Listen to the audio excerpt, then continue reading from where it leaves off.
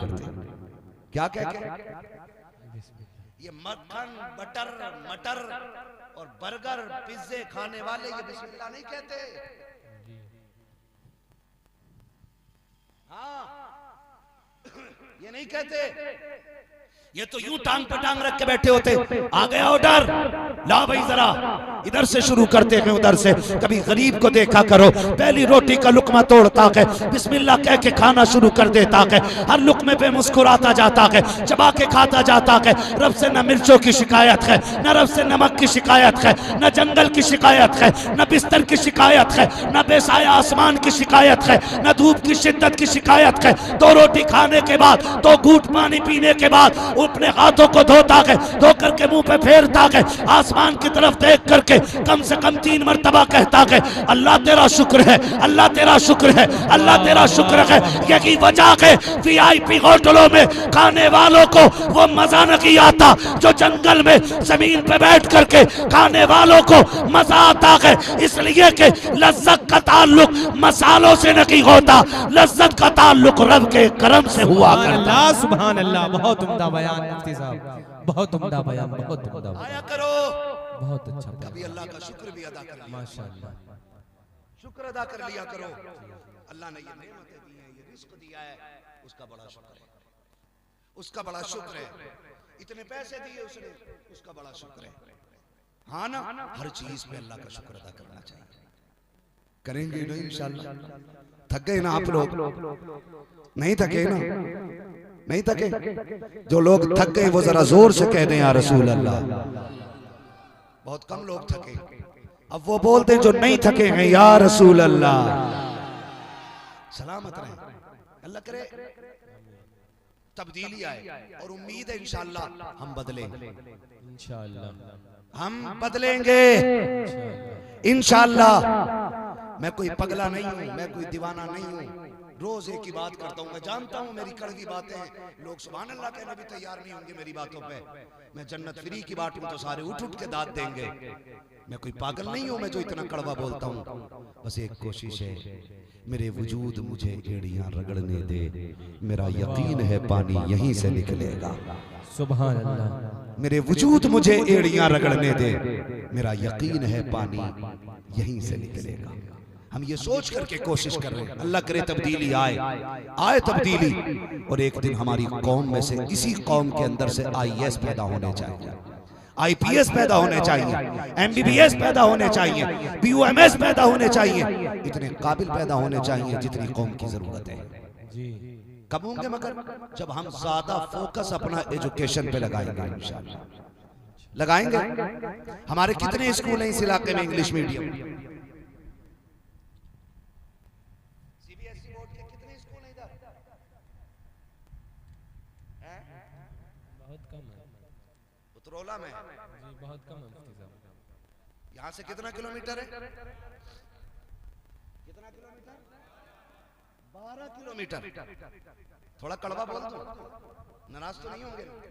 होगे भी तो क्या कर लोगे, बोल के निकल जाऊंगा। इतना ही करोगे कि अगले साल नहीं बुलाओ। लेकिन अगर अमल कर लिया ना तो आपकी नस्लें मेरा नाम याद रखती रहेगी। सिर्फ अमल कर लेंगे।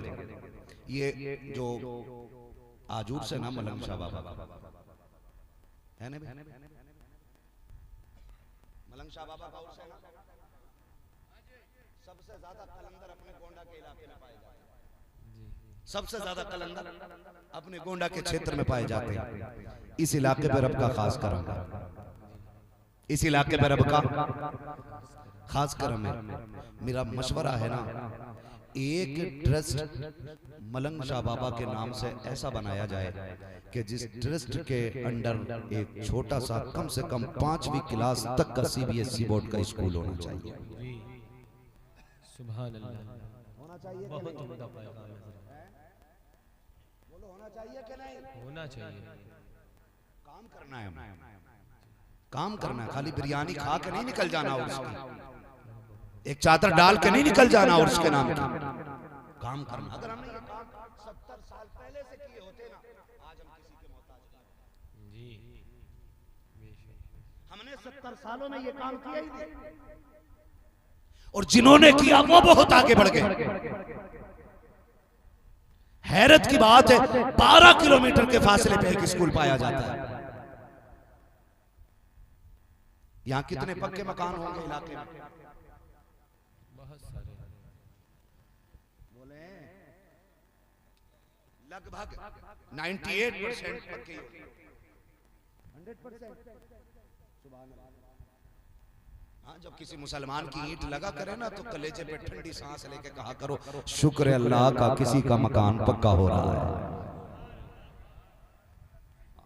देख के गिरेगी वो बाद में गिरेगी, अल्लाह तुझे पहले गिरा देगा।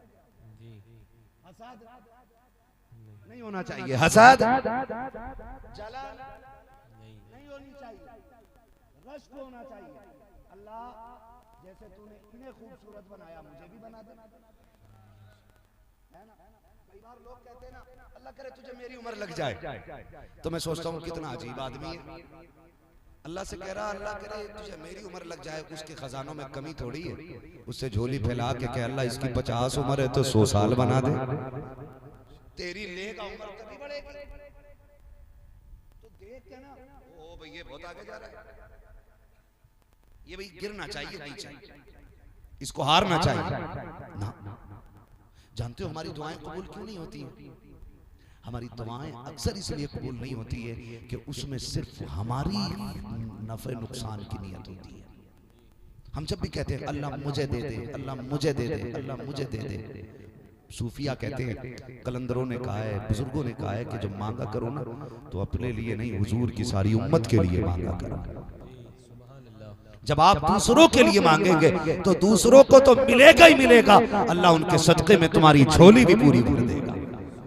तो दूसरों के लिए मांगना चाहिए, ये बारगाह है, उससे मलंग शाह बाबा है। अगर हम कोशिश करें तो एक साल में 10 लाख रुपए इकट्ठा नहीं करना। बोलो सारे लोग मिलके मुंबई दिल्ली के जितने भी बाहर काम करने वाले, बिजनेस करने वाले, कमाने वाले, ये सारे 10 लाख इकट्ठे कर सकते हैं कि नहीं? बहुत आराम से कर सकते हैं। एक शादी में कितना पैसा लगता है लड़के की?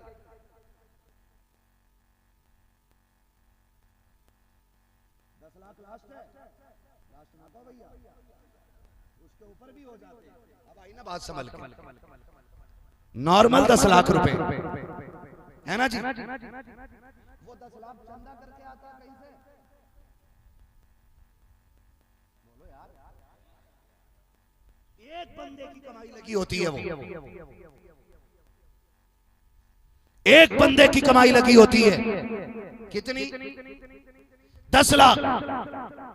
कितने दिनों के लिए खर्च होती है ये? बोले सारे जवान मेरे भाई, बोले कितने दिन के लिए? एक दिन में 10 लाख में आग लगती है।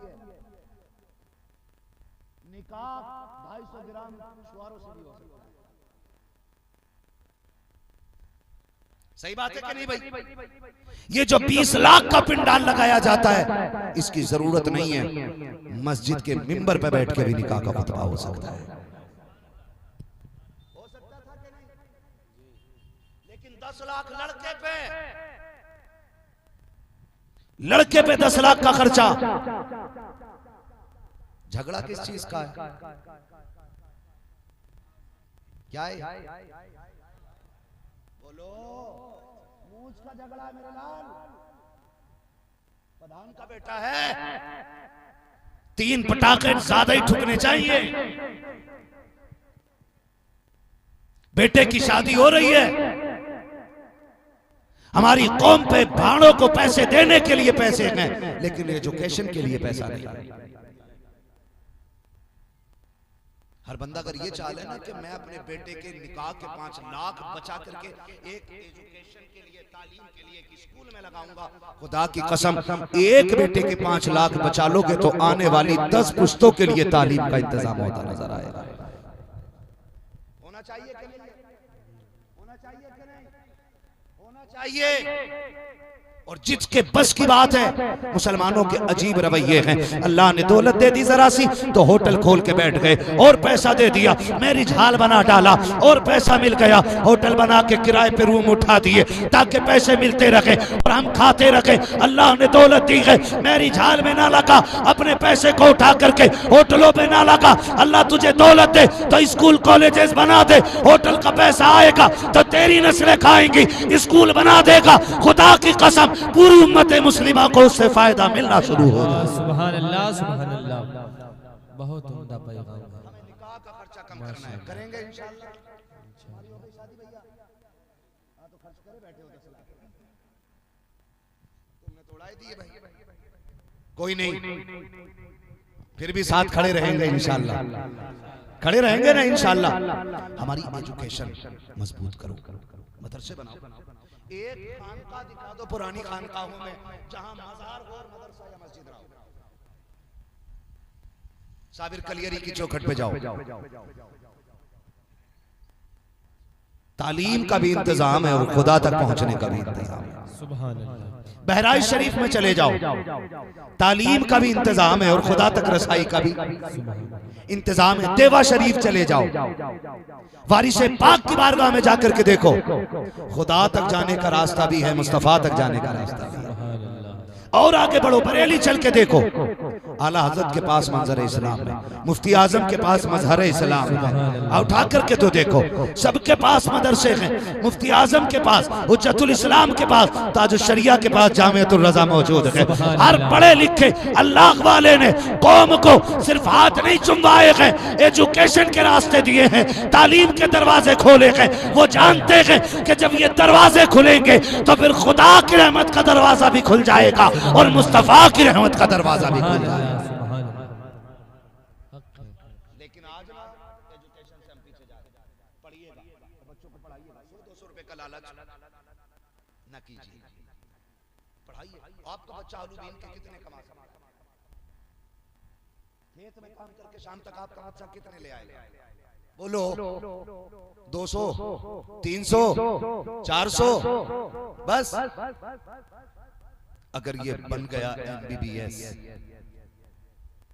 तो कितने करोड़ों लोगों की दुआएं इसको मिलना शुरू हो जाएंगी।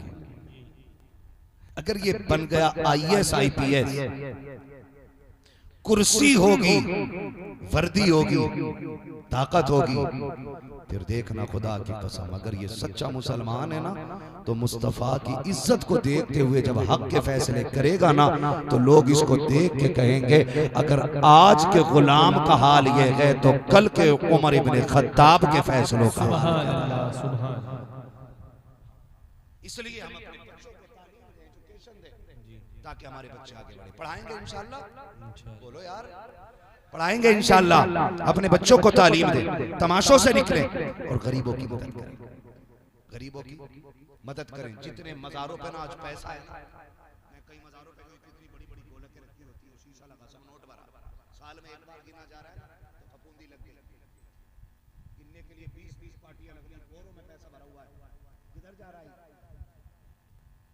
किधर जा रहा है? काश यही पैसा उठ करके जिसके मजार का पैसा उसके नाम की यूनिवर्सिटी बना दी जाती है, उसके नाम के लंगर खाने खोल दिए जाते, उसके नाम के ट्रस्ट से गरीब बेटियों के निकाह के इंतजाम कर दिए जाते, है ना?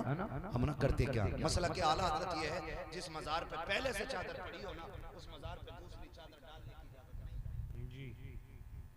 ये मसला के आला हजरत है, जहां पहले से एक चादर पड़ी है और वह अभी बोसीदा नहीं हुई है, पुरानी नहीं हुई है, तो दूसरी चादर डालने की इजाजत। बोलो बोलो, हमारी बहनों की सबकी नियत है, अल्लाह मेरे बेटे को ठीक कर दे, मैं मजार पे चादर चढ़ाऊं। अल्लाह मेरे कान का बुंदा खो गया, वो मिल जाए, मैं चादर चढ़ाऊं।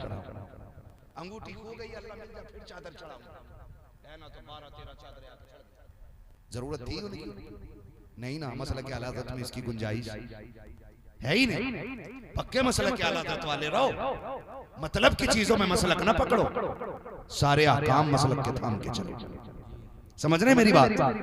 तो हमने ना मन्नत मान ली, अल्लाह ये काम कर दे चादर चढ़ाऊंगा, ये कर दे चादर चढ़ाऊंगा। हम चादर लेकर के पहुंच गए। क्या लगता है चादर तो जरूरी नहीं थी ना?